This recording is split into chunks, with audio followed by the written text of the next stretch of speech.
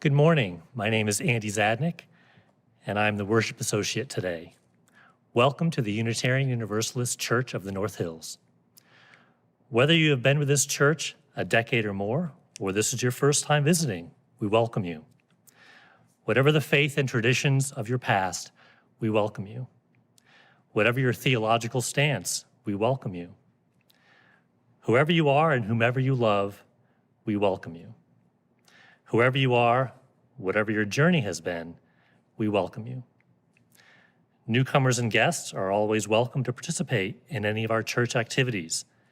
If you'd like more information about our church or Unitarian Universalism, please talk to our minister, Reverend Jane Thixton. You can find her contact information on our website. For anyone new who is interested, we can have virtual Meet the Church sessions after a Sunday service, where you can meet others and learn about Unitarian Universalism. If you are interested, let us know by emailing the office, and we will schedule a session when we have 3 or 4 people signed up. Please remember that the annual congregational meeting will be today, June 14th, at noon via Zoom. Again, welcome to the Unitarian Universalist Church of the North Hills. It is good to be together, even virtually.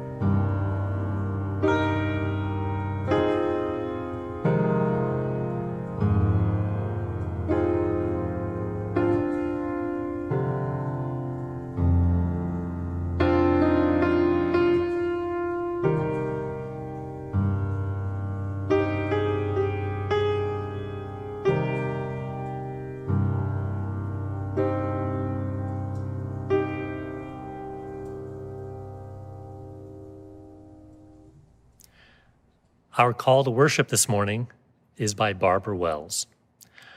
O spinner, weaver of our lives, your loom is love.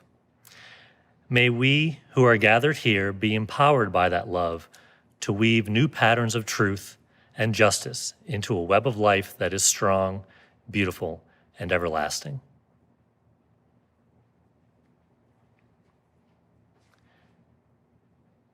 May the light we now kindle inspire us to use our powers to heal and not to harm, to help and not to hinder, to bless and not to curse, to serve you, Spirit of freedom.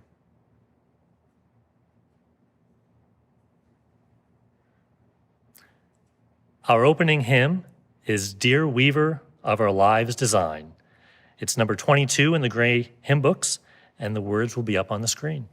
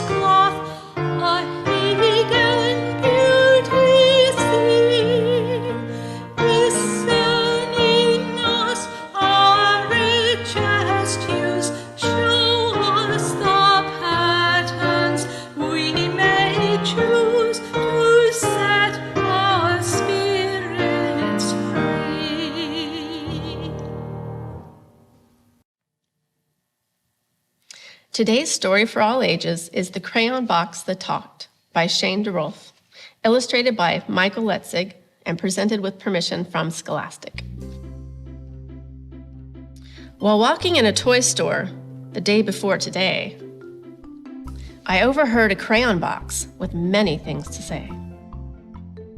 "I don't like red," said Yellow. And Green said, "Nor do I. And no one here likes orange, but no one knows just why. We are a box of crayons that doesn't get along," said Blue to all the others. "Something here is wrong."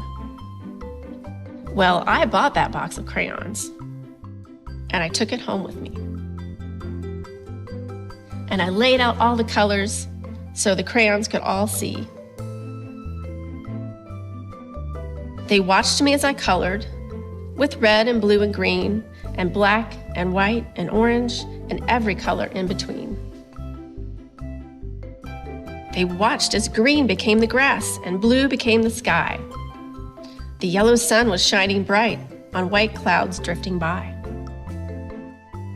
Colors changing as they touched, becoming something new. They watched me as I colored. They watched me till I was through. And when I had finally finished, I began to walk away, and as I did, the crayon box had something more to say. "I do like red," said Yellow. And Green said, "So do I." And Blue, "You are terrific, so high up in the sky." We are a box of crayons, each one of us unique. But when we get together, the picture is complete.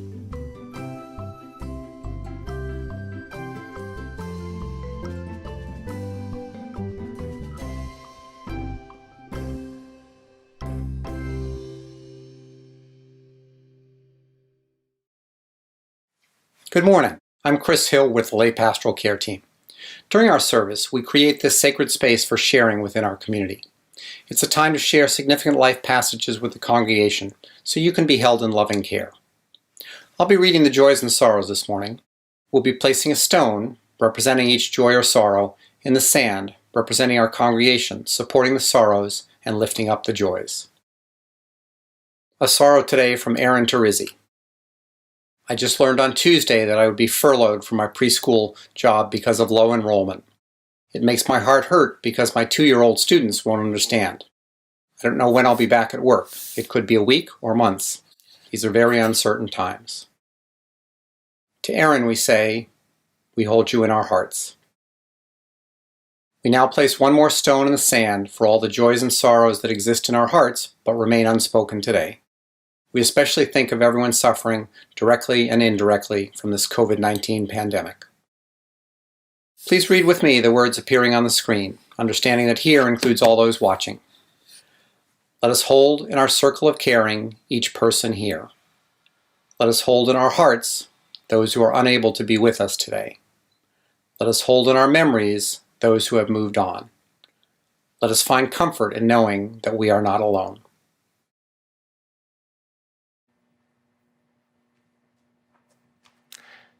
This quote is by Robert Lynch, President, Americans for the Arts. The arts empower. The arts give a voice to the voiceless. The arts help transform American communities, and, as I often say, the result can be a better child, a better town, a better nation, and certainly a better world. Let's champion our arts action heroes, emulate them, and make our communities everything we want them to be. I'm pleased to introduce our guest speaker, Janet McCall. Janet has been Executive Director of Contemporary Craft in Pittsburgh since 1995. She also worked previously for the Carnegie Museums of Pittsburgh. Janet has curated or served as a juror for numerous craft exhibitions and has a passion for building community through art. Janet received her BA in English and Art History from Bowling Green State University and her MA in Art History from the University of Pittsburgh. She has served as adjunct faculty member for both the University of Pittsburgh History of Art and Architecture Department and the Master of Arts Management program at Carnegie Mellon University's Heinz School. A Leadership Pittsburgh graduate, she has served on numerous nonprofit boards, including the board of UUCNH. She was named UPMC's Center for Inclusion's Dignity and Respect Champion in August 2013, and in 2016 received the YWCA of Greater Pittsburgh's Tribute to Women Leadership Award in the Creative Arts category for her leadership in advancing ideals of eliminating racism and empowering women in the workplace and within the community. And before I close this introduction, Janet wanted me to acknowledge and share with you the invaluable role that Ed Rockman played for contemporary craft over many years. Ed was a longtime board member and a devoted supporter, advocate, mentor, and friend of the organization. His knowledge of nonprofit finance and governance was exceptional. He leaves a gap in the organization that will be impossible to fill.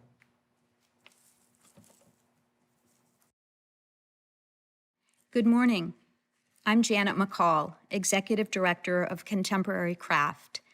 I've known since childhood that art was a way to explore and express my emotions, to understand my place in the world, and to experience joy. Like me, my organization believes in the power of art as a resource for a more meaningful, more fulfilling life. Unfortunately, many people aren't given the opportunity to experience art in their life. They think art is something for other people, but not for them. At Contemporary Craft, we are committed to providing free access to creativity and art experiences for all, as a valuable resource for resiliency and well-being throughout life. This is what I'm passionate about, and it's why I chose to pursue a career in the arts. I've been asked to tell you about the work of our organization, Contemporary Craft. Our facility includes an exhibition gallery, a retail store featuring handmade art, and several hands-on maker studios. For many years, we were located in the Strip District. After we lost our lease last year, we purchased and began renovating a 13,000 square foot home on Butler Street in Lawrenceville and had planned to open in April. Unfortunately, the pandemic changed those plans, but construction has now resumed and the building will be completed this month. We look forward to welcoming you when we can safely receive visitors. Many people ask, what exactly is contemporary craft? Well, it's contemporary art made out of traditional craft materials, that is wood, fiber, metal, glass, clay, and also found or repurposed materials. Art made from these craft materials speaks to most people because it has historic connections. Many of us had a family member who quilted or made ceramic pots, or perhaps someone who made things in a wood shop. Craft is familiar to us because of those associations. But you won't see your grandma's knitting at Contemporary Craft. Instead of functional craft objects, we feature the art of our times, made by artists who use these traditional materials to create innovative, high-quality art that responds to contemporary life. And while showing, selling, and making art in our gallery, store, and studios is the core of our mission, we have a special focus on social justice. Our social justice exhibitions use art to build community and support healing through socially engaged art experiences that address topics such as violence, mental illness, homelessness, and food justice. In response to overwhelming social needs and shrinking financial resources, our organization brings artists and citizens together to address these urgent social concerns.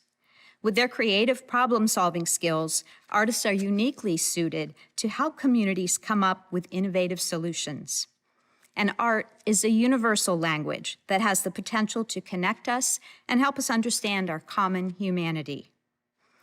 Through our social justice shows, we hope visitors will be moved by the power of the art to help them process complex emotions that can't be addressed in words. Be encouraged to share their stories and understand that they are not alone, and be inspired to get involved in solutions. The impetus for the first social justice show came about in 2011 when the late Dr. Rolf Lober, our board member and an internationally renowned researcher on the life course of delinquency, asked if we would consider doing an exhibition about violence. Initially, we were taken aback by the question. Even if we wanted to take this subject on, did we have the capacity? We had other concerns. We didn't want to sensationalize violence. We worried about turning off donors or distressing visitors who might find the topic too difficult. Yet, it also seemed like an opportunity to do meaningful work. By approaching the subject through the lens of art, we saw an opportunity to provide a welcoming space for our community to come together around this enormous problem. Because our expertise is in art, not social work, we reached out to experts in violence prevention to present our concept and ask if they would partner with us. They were excited about the idea and offered staff training immediately and resource materials. They also offered to review text panels and make us aware of language sensitivities. This helped us feel confident that we were approaching the subject in a responsible, inclusive way. Next, we needed to find out whether there were even enough artists in our field who were making art related to violence, because we hadn't seen much of it. We put out a call and soon heard from many artists who were indeed making the work, but didn't have a chance to exhibit it because galleries didn't think it would sell. The artists were grateful to be given a chance to show work that was personally very important to them. Enough Violence, Artists Speak Out, opened in the fall of 2013 with goals of increasing public awareness about the prevalence of violence in our community and suggesting ways in which the artistic process can intervene. The show featured 40 works of art by a dozen artists from around the world, artists who were deeply immersed in creating art that advocated for change or increased awareness of the problem. We believed that the stories told by the works of these artists would allow visitors to feel and understand the problem in a new way. We created this video of their voices to open the exhibition.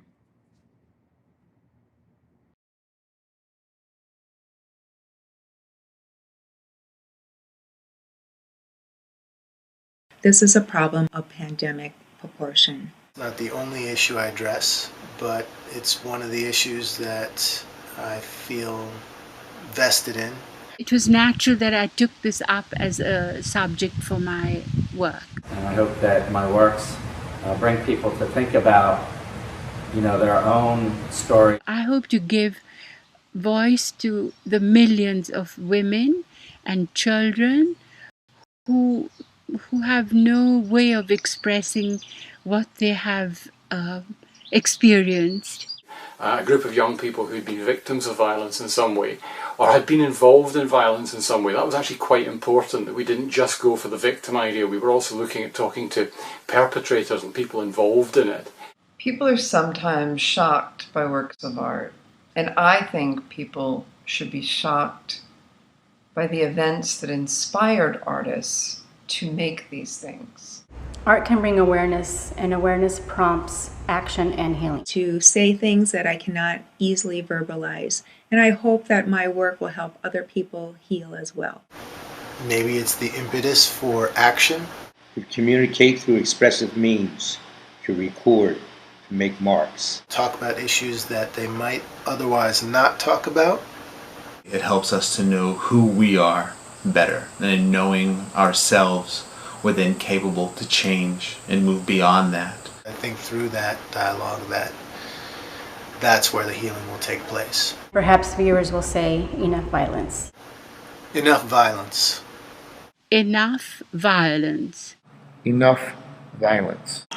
Enough violence. Enough violence. We all need to be part of a solution.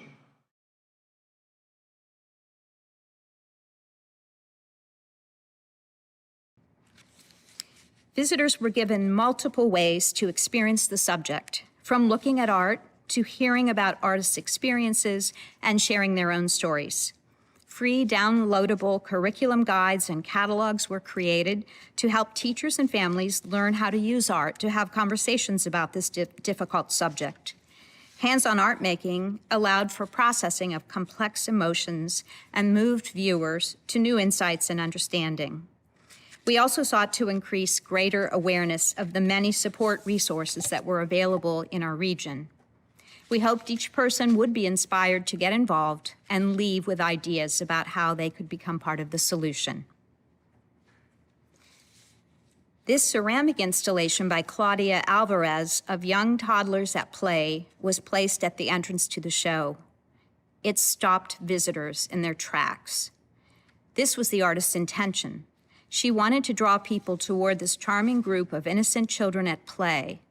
Then, as viewers moved closer, they realized that the small boy in the back was holding up the other children at gunpoint.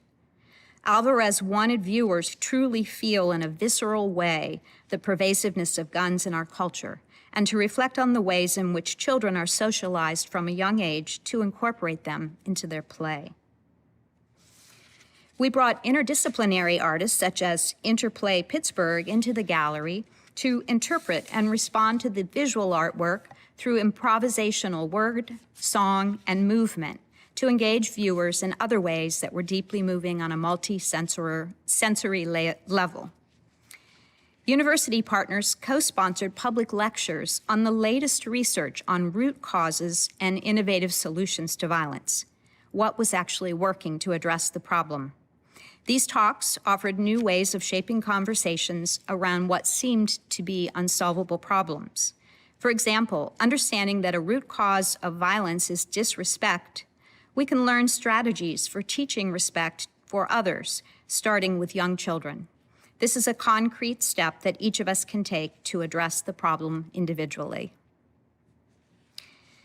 This ceramic and iron sculpture, Incarceration by Keith Smith, was intended to create empathy through gesture, expression, and color. The artist uses monumental proportion and fragmentation of the human figure to magnify the work and the issue it addresses. The violence done to individuals of color under years of institutional racism was powerfully brought to bear in this massive sculpture. In this 6-foot-wide hand-stitched quilt by Beth Barron, the material itself was a powerful part of the meaning. Much of craft art is accessible since it's made out of the stuff of daily life. When found materials are used, their past life adds heightened symbolism through other associations, memories, and emotions they evoke. The artist employed Band-Aids to evoke a poignant and emotional community made up of hundreds of individual stories of injury, loss, and healing. She explained, At a time when I was experiencing a very difficult situation and feeling completely alone, I looked down and saw a discarded Band-Aid on the ground. As I looked at it, I realized someone else is suffering and needs to be healed, just like me. Soon I began to notice Band-Aids each time I would go out, and I felt drawn to begin to collect them. Each Band-Aid was another hurt, another story. As a fiber artist, I realized that I could stitch them together into large mandala shapes, an ancient healing form. These mandalas, representing the stories of so many individuals who were suffering, could symbolize these community members coming together for healing. We wanted to make sure diverse audience members had a chance to see themselves and their lives reflected in the show. Metals artist David Alexander, who has spent many years working with young people in inner-city neighborhoods in Glasgow, Scotland, came to Pittsburgh for an international residency. He partnered with Pittsburgh artist Jerry Florida on a program with adjudicated youth from Schumann Center. David taught them about the history of creating personal talismans as individual objects of safety and protection, and each youth made a talisman for the exhibit. Rather than focus on the violence these young people had experienced in their lives, the artist helped them create a piece that explored where and how they might find peace in their lives.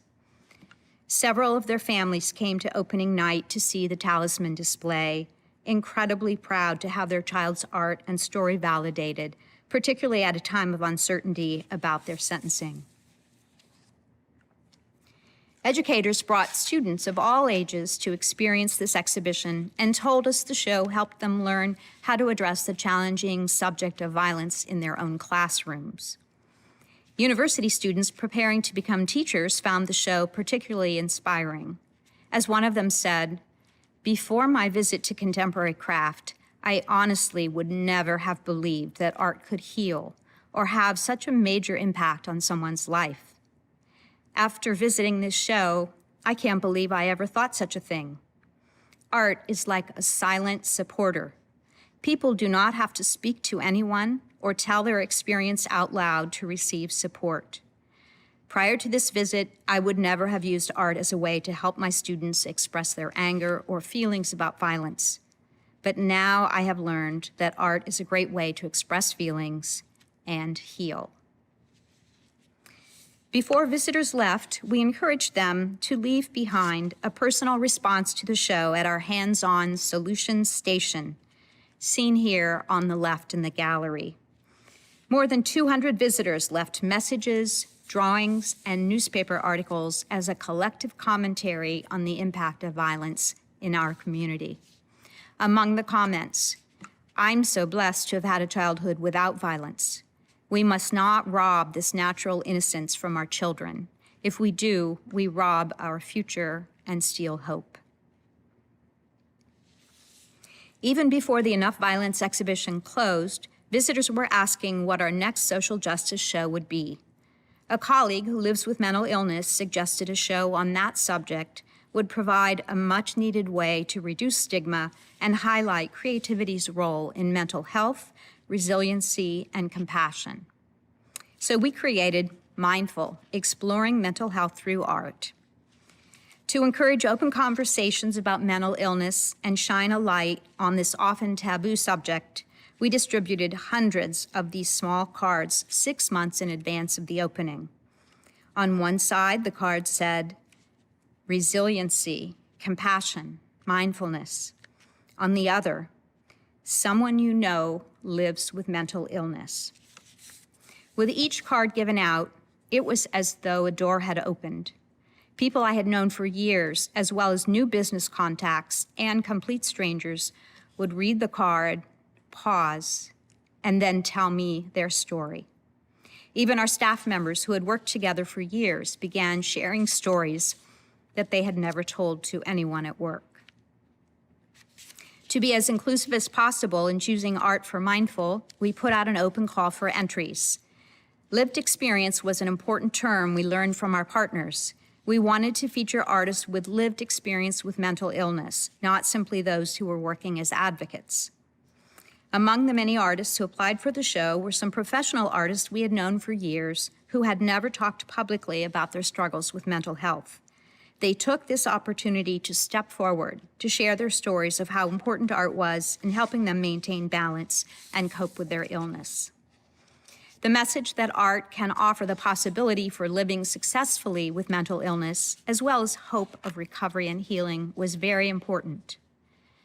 Too many people see only my illness, one artist wrote. This is a chance for people to see me, and for me to be empowered and validated by sharing my story publicly.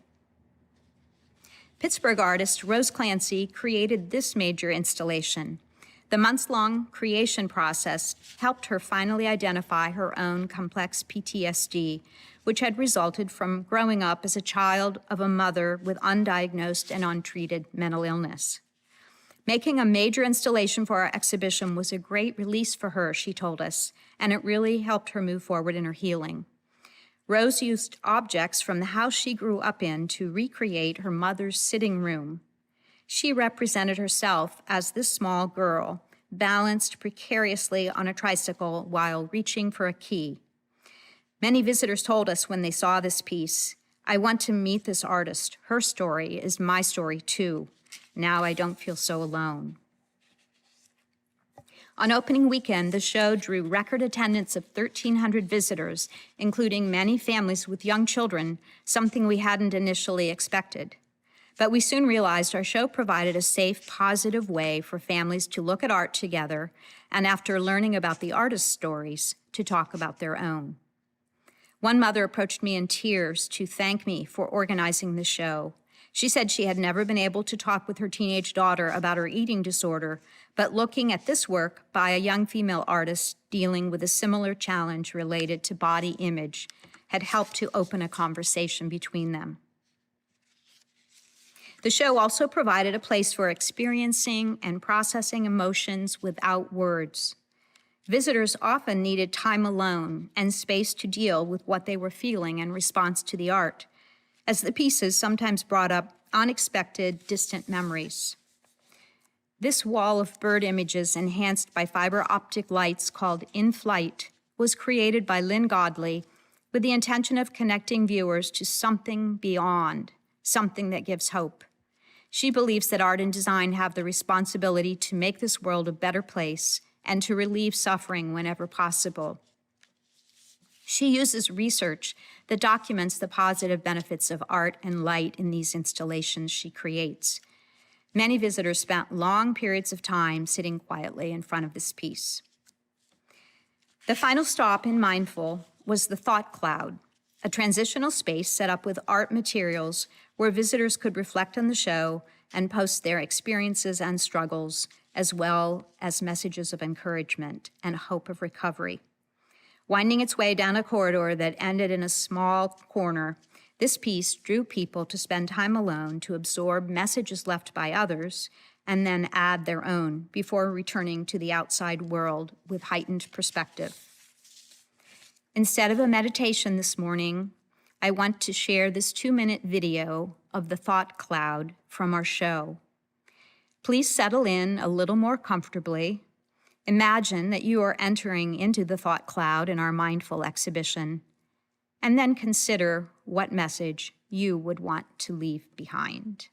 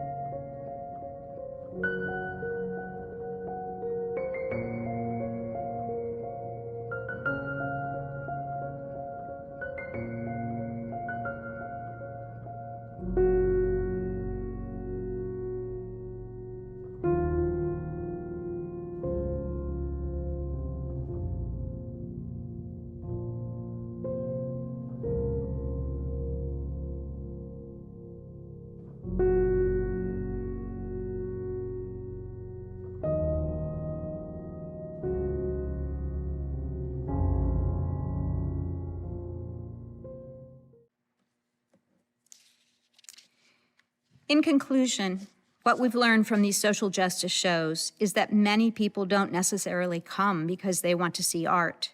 They come because they are troubled, concerned about urgent problems in their lives, violence, mental illness, homelessness, and the impact they are having on their lives or those of family or friends.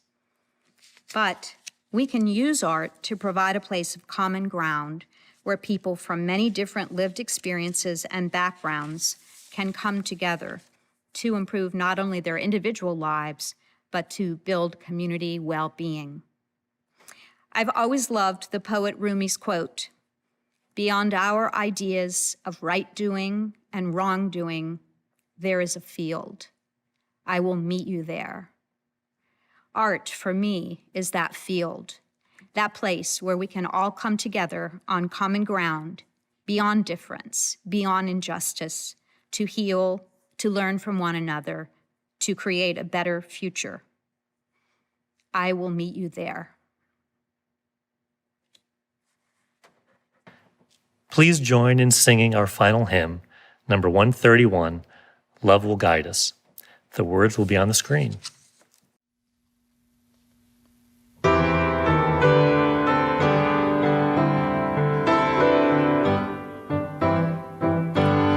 Love will guide us, peace has tried us, hope inside us will lead the way on the road from greed to giving. Love will guide us through the hard night. If you cannot sing like angels, if you cannot speak before thousands, you can give from deep within you. You can change the world with your love.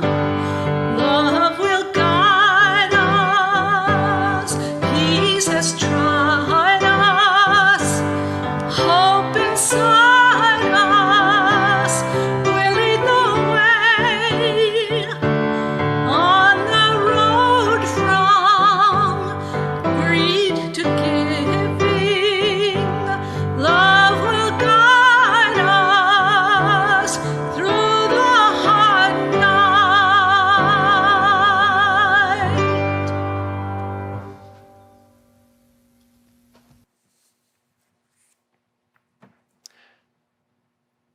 We know that our financial contributions to this congregation come from sacrifice and hard work.